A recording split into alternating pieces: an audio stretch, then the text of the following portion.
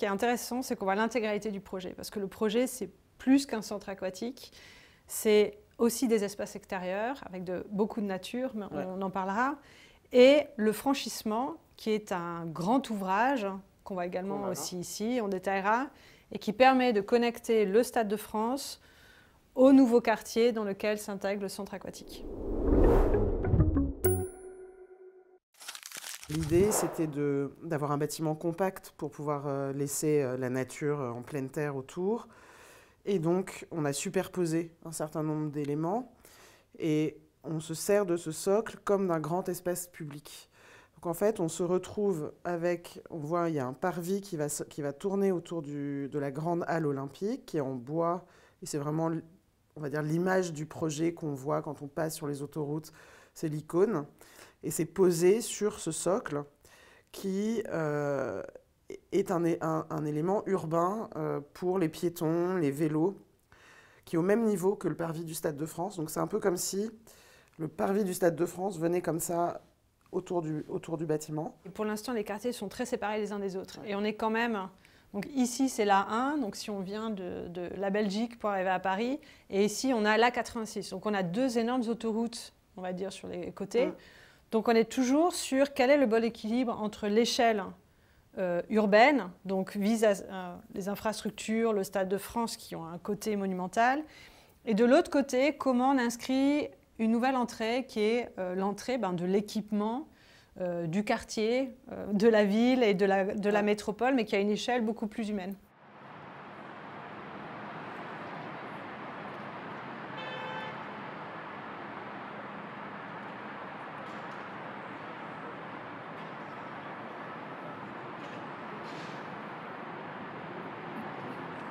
C'est beaucoup plus qu'un bâtiment parce que c'est la première pierre d'un nouveau quartier.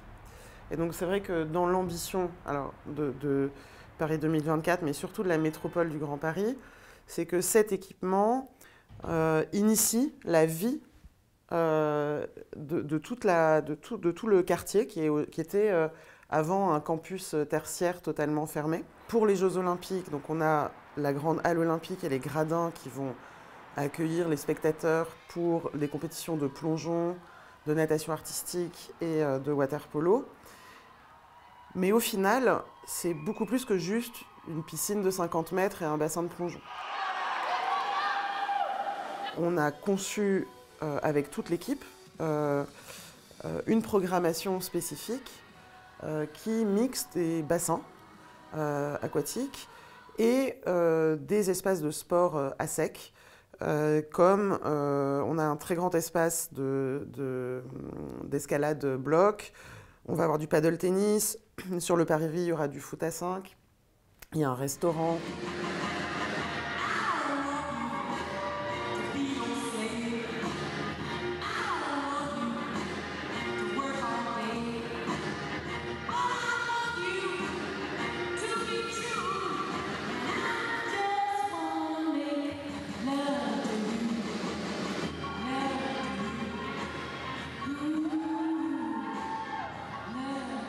L'idée, c'est aussi de mixer des populations différentes, des gens qui viennent travailler, des gens qui habitent là et tout ça.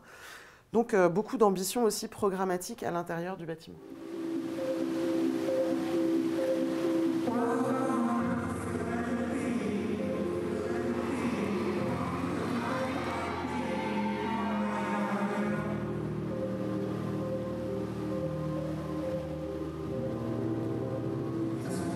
C'est vraiment cette notion, comment on génère ces rencontres. Donc ces rencontres, oui, il y a forcément un programme, mais c'est aussi spatialement comment on accompagne des flux, des rencontres, des passages, et comment on arrive d'une...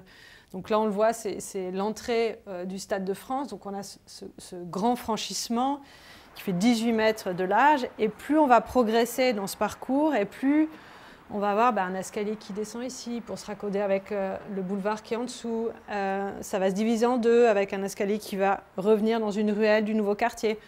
Donc il y a toute cette attention de flux et le but, c'est de générer des rencontres. Donc générer des rencontres dans l'espace public, mais aussi générer des rencontres à l'intérieur du bâtiment en créant des transparences entre les sports qui fait que Si on amène ses enfants pour une leçon de natation, on peut quand même voir, ah tiens, bah, il y a du fitness, il y a autre chose, moi j'aime pas nager. Et dire, ben, peut-être, je vais combiner, venir avec toute la famille ou les gens qui travaillent, ce que tu disais dans le quartier. Donc notre devoir, en fin de compte, c'était de dire comment on crée des possibles pour ces rencontres dans un quartier qui est aujourd'hui déconnecté, donc qui demande à être connecté et qui va avoir une nouvelle écriture, un nouvel aspect, parce que pour l'instant, il n'est pas très habité à proximité, mais ça va le devenir. Et le dernier point qui pour nous est très important à la fois dans les deux agences, c'est comment on inscrit une nouvelle écriture où finalement tous ces défis environnementaux qu'on doit faire tous ensemble pour avoir un monde plus agréable, en respect les uns avec les autres, comment ça permet d'écrire une nouvelle architecture. Donc ça paraît très grand, mais je pense que notre vision holistique du projet sur toutes les facettes de la durabilité et de l'environnement et comment on y répond est une des qualités du projet. Pour les Jeux Olympiques, on a le franchissement qui est totalement libre pour avoir le flux de spectateurs le plus fluide possible. Et en fait, là, ce qu'on voit sur la maquette et ce qu'on voulait aussi vérifier, nous, en la faisant, c'était la question de l'accroche sur le Stade de France et qui initie finalement toute notre réflexion sur le paysage qui va s'enrouler autour du bâtiment avec planter des arbres sur le parvis du Stade de France qui, c'est comme une porte pour nous qui amène vers un nouveau quartier, une nouvelle façon de penser la ville en lien entre le végétal et le construit. Ce qu'on voit là, c'est qu'on est sous le franchissement et ce qui est important, c'est que toute cette partie-là, finalement, c'est un espace public de trottoir et ça va être un accès à un hall du bâtiment.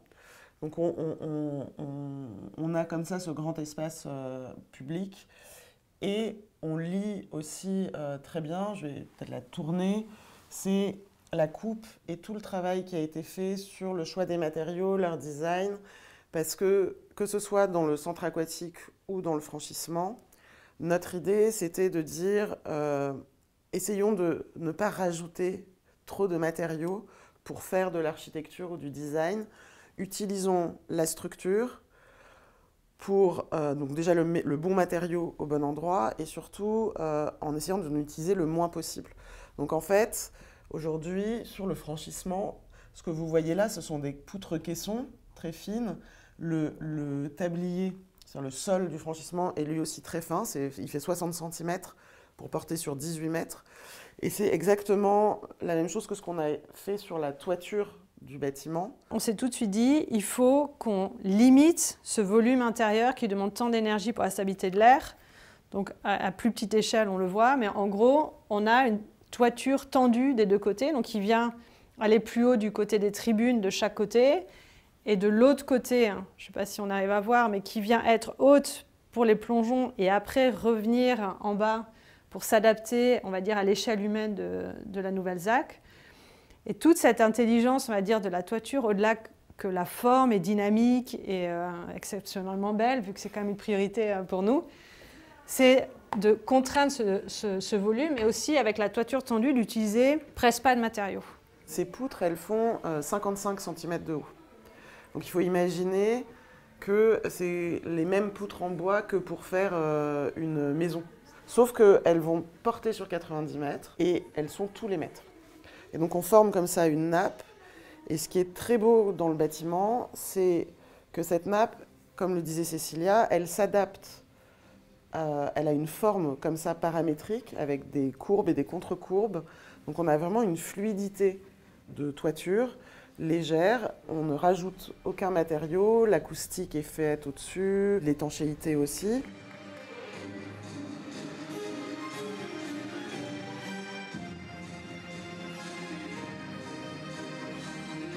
C'est un bel... c'est, comment dire... Ce qui est, ça, je suis un peu émue, hein, mais c'est un super hommage au travail des ingénieurs, des architectes, de dire, voilà, on ne cache pas, on n'est pas en train de faire un truc qui est faux, on utilise ce qui tient pour rendre beau l'espace. Et ça, c'est pour moi une de mes plus grandes fiertés.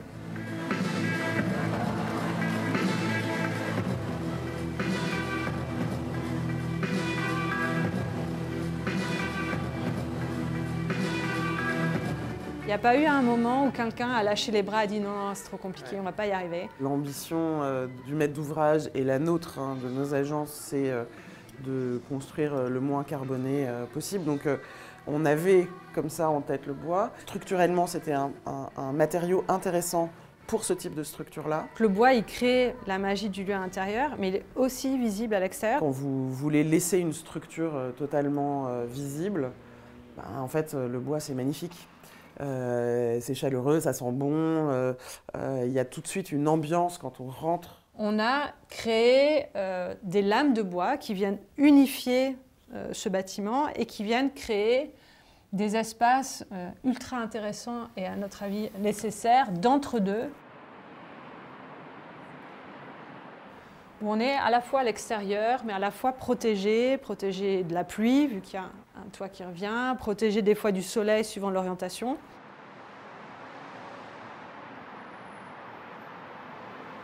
Et l'idée, c'est que comme il est sur un socle comme ça, dont on a parlé, qui est le socle urbain sur lequel les gens vont marcher et tout ça, les lames de bois, elles ne touchent pas le sol. Elles sont, c'est pas un matériau opaque. Il y a de la lumière qui filtre, donc elles jouent avec le soleil. Et donc, c'est un peu comme la dentelle qu'on met, le voile de la mariée, ou la dentelle sur un jupon, ou quelque chose comme ça. Ça crée une légèreté à ce bâtiment qui est assez imposant sinon.